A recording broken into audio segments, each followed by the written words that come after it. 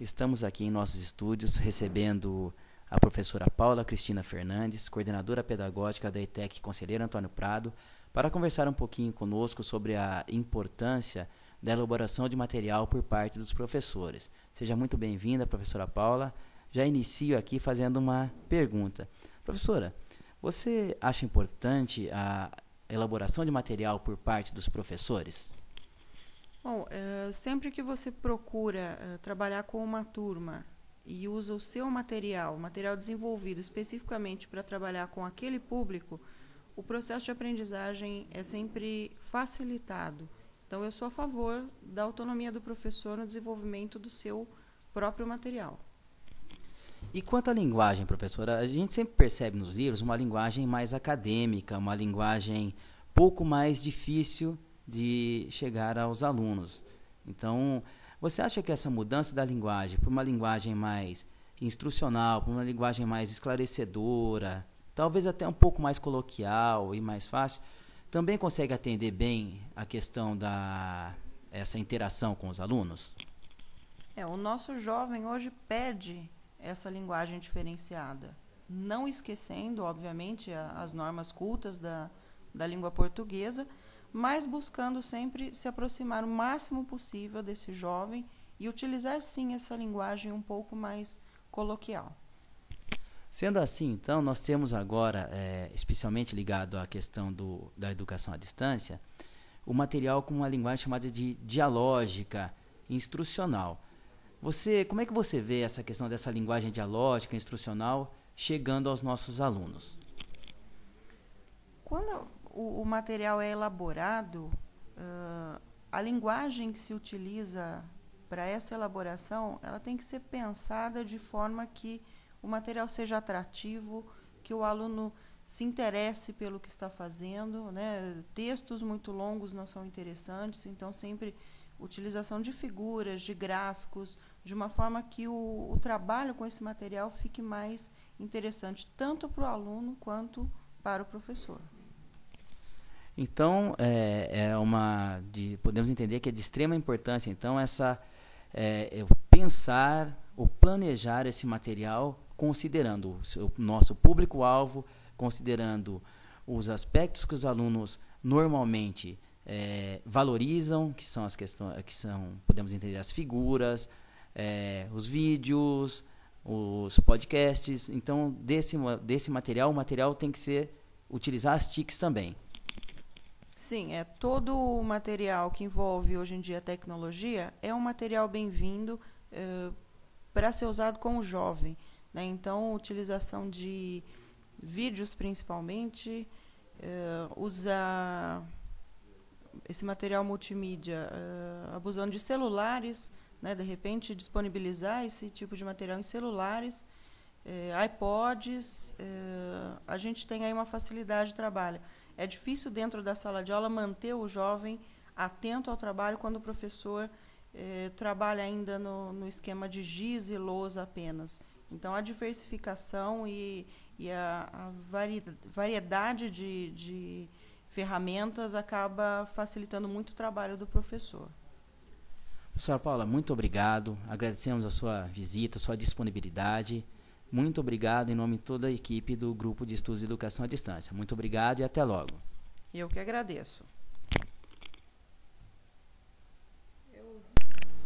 Bom, estamos aqui novamente, agora com o professor José Vitório Saciloto, supervisor do Centro Paula Souza, para falar também um pouquinho mais sobre a importância da elaboração de material por parte dos professores.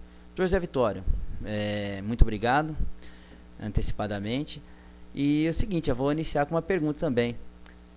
Você acha importante a elaboração de material por parte dos professores? Bom, inicialmente, oi para todo mundo. Eu acho que a questão do material didático hoje, nós temos muito um problema que é generalizado, quer dizer, a produção de material didático em série, como se fosse uma produção em massa. Essa produção em massa vê um aluno típico, ideal, que se pressupõe seja igual em todas as situações, em todas as regiões, em todas as salas de aula, em todas as escolas. Aí vai caber, portanto, ao professor toda a adaptação desse material necessário, por exemplo, às suas aulas, etc. O que na realidade vai causar mais transtornos, eu entendo, do que se ele partisse de um outro pressuposto, isto é, ele tem um grupo de alunos que é diferenciado, e esse grupo de alunos é diferenciado tanto no semestre quanto no turno que ele tem, ou no ano letivo, são alunos diferentes, e ele tem que produzir alguma coisa que seja adequado a esses alunos. Nesse sentido, é muito melhor que essa produção seja feita pelo próprio professor que conhece os alunos do que adaptar um material já pronto e colocá-lo como se fosse igual para todo mundo. Professor, você acha também que essa linguagem mais acadêmica, presente nos livros, que considera os grupos como de uma maneira única, atrapalha um pouco a questão da aprendizagem? Se facilitarmos um pouco a linguagem, transformar essa linguagem numa linguagem mais interativa com o aluno, mais fácil, facilita também o aprendizado? Sem dúvida nenhuma. Eu acho que o material didático tem que ser, ele tem que ser produzido não apenas para o professor usar para o aluno nas suas atividades docentes, nas suas atividades de ensino. Eu acho que o material ele tem que ter uma qualidade de ser autoinstrutivo, quer dizer, ele tem que chegar para o aluno e o aluno ser capaz dele aprender sozinho com o material didático. Isso requer um tipo de construção desse material, um tipo de estrutura, um tipo de linguagem, uma metodologia totalmente diferenciada do que aquele que é preparado para o professor ensinar. Eu acho que aí a diferença grande é isso. O material tem que ser preparado para o aluno aprender inicialmente ou preliminarmente do que para o professor ensinar.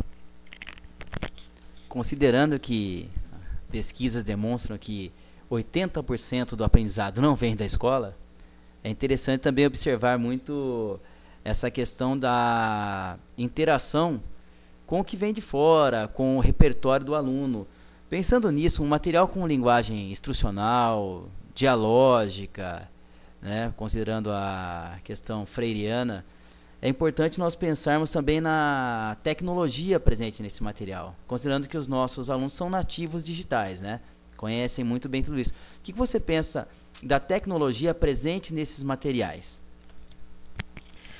A tecnologia tem que ser mais um recurso para a aprendizagem. Eu acho que na educação a gente perdeu um pouquinho o foco da coisa. A escola é feita para o aluno. Todo o processo educativo tem como base o aluno. Então, tecnologias, linguagens, material didático e o próprio professor, em certo sentido, ele está a serviço da aprendizagem do aluno.